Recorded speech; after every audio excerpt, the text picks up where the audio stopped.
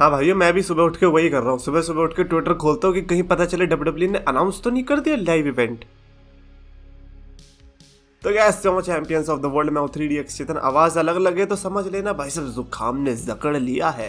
But anyways आज जो हम रॉयल रंबल डिलेमा की बात करने वाले, बिकॉज 2023 की जो रॉयल रंबल होने वाली है, आई थिंक 2020 के बाद ये पहली रॉयल रंबल होगी जो कि स्पेशल हो सकती है according to me, because 2021 and 22 forget about winners, as a whole Royal Rumble was not that special जो कि मेरे को 2020 में लगी थी। लगी क्या थी? वो थी ही। तो वैसे ही हम एक्सपेक्ट कर रहे हैं 2023 में भी, कंसीडरिंग कि कितने सारे तो एक्टिव सुपरस्टार्स भी रिटर्न करने वाले हैं, पुराने सुपरस्टार्स भी रिटर्न होंगे। और जो विनर होगा वो कौन होगा? क्योंकि ये जो विनर होगा ये पहला विनर होगा जो कि ट्रिपल एच के रेजिमे के अंडर देखने को मिलेगा। तो ऐसे में बड़ी सारी स्पेशल खूबियां होने वाली है इस रॉयल रंबल के लिए। एंड यू नेवर नो कि ये रॉयल रंबल 30 मैन की ही होगी या 40 मैन की होगी, क्योंकि ट्रिपल एच या फिर उस तरफ की कंपनी ऐसे रिपोर्ट्स भी आए थे कि शायद से इस बार की रॉयल रंबल जो है 40 मैन की हो सकती है, just like 2011 when Alberto Del Rio won the rumble.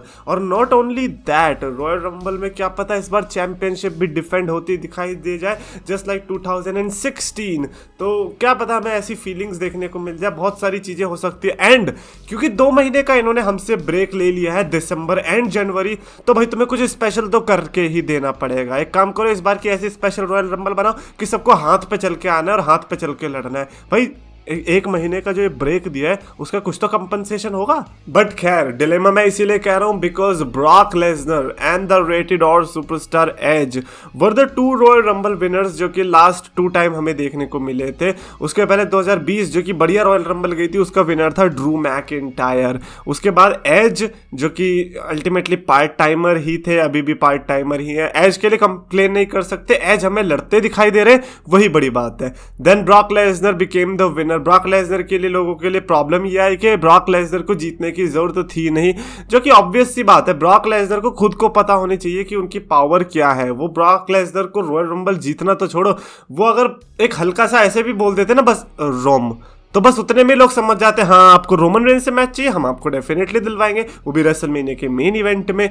तो मेरे को लगता नहीं कि ब्रॉक लेसनर को वो रॉयल रंबल जीतने की जरूरत थी।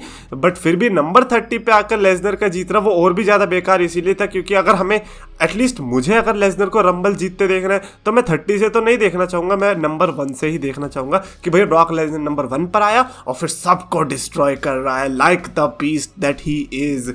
खैर जो पास्ट में हो गया तो हो गया। नाउ 2023 का 2 ऐसे नाम जो मेरे को सामने आ रहे हैं जिनके लिए मेरे को लगता है कि मेरे दिल में जो एक 5 स्टार क्लासिक चल सकता है अंदर ही अंदर कि मैं किसको पिक करूं। Number 1 is the American Nightmare Cody Rhodes and number 2 the visionary the architect Seth freaking Rollins.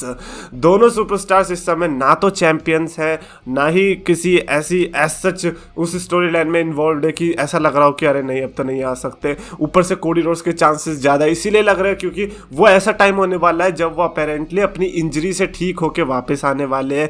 Seth Rollins के चांसेस इसीलिए लग रहे हैं क्योंकि जिस तरीके का ये साल उनका रहा है, अगर अगला साल में वो रॉयल रंबल जीत के ना शुरुआत करे तो फिर फायदा क्या है। Royal rumble 2022 was the place जहां पर रोमन रेंस ने बड़ी अजीब तरीके से सेथ रॉलिंस को डिमोलिश किया था। उसका बदला ऑफ कोर्स सेथ रॉलिंस लेना चाहेंगे। Seth Rollins is a bigger star now. Seth Rollins versus Roman Reigns is the match जो कि हम एज मेन इवेंट में एक्सपेक्ट भी कर सकते हैं। नाउ कंसीडरिंग कि द रॉक के कैसे रूमर्स है कि द रॉक रॉयल रंबल जीत सकते हैं, is a very wild card entry thing to me. मेरे को ऐसा लगता है कि Seth Rollins and Cody Rhodes are the 2 active guys name जो कि मेरे को लगता है कि रॉयल रंबल जीतने के सबसे प्रबल दावेदार है। बट हैविंग द रॉक और मे बी ब्रॉक लेसनर, ये सिर्फ सरप्राइज एलिमेंट की तरह काम करने वाले, जो कि मेरे को ऐसा नहीं है कि द रॉक के जीतने से कोई दिक्कत है, बट ये है कि अगर द रॉक जीत गए तो मैं ट्रिपल एच की चालाकी देखना चाहूंगा कि वो किस तरीके से अब चलने वाले, बिकॉज द रॉक चैंपियनशिप तो नहीं जीतने वाले और रोमन रेंस द रॉक को हरा देंगे, वो तो फिर और लंबी चलेगी। तो ये बहुत ही ज़्यादा तगड़ा विकल्प है, अब क्या बोलते हैं, ट्रिपल एच के पास, एंड वीएल सी के ट्रिपल एच इसको कैसे टैकल करेंगे।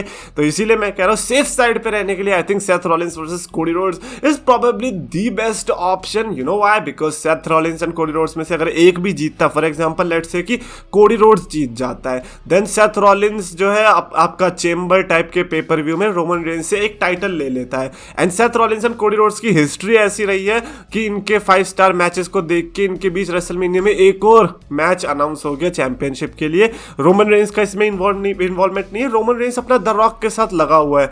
तो ऐसे में हमें दोनों मैचेस भी देखने को मिल गए, रॉयल रंबल भी हार्म नहीं हुआ, और you know everything is going smoothly. So that is now my current scenario, जो कि मेरे को लगता है कि ऐसा हो सकता है। But yes of course triple H के अंडर में मैं कुछ भी ऐसे पहले से प्रेडिक्ट करना तो बेकार ही है कि ऐसा हो ही जाएगा, because he definitely is going to pull out the joker card. और वो जोकर कार्ड या तो बिल्कुल ही अनएक्सपेक्टेड होगा या फिर वो बिल्कुल ही वो होगा जो कि हम 2 साल से कह रहे हैं, that is Dwayne the Rock Johnson. Of course I would love to know your opinion, what do you guys think, the Rock ही जीतना चाहिए या फिर Seth Rollins, Cody Rhodes type superstars? Comments में लिख कर बताओ। और अगर आपको वीडियो पसंद आए तो प्लीज लाइक करो, शेयर करो, चैनल सब्सक्राइब करो।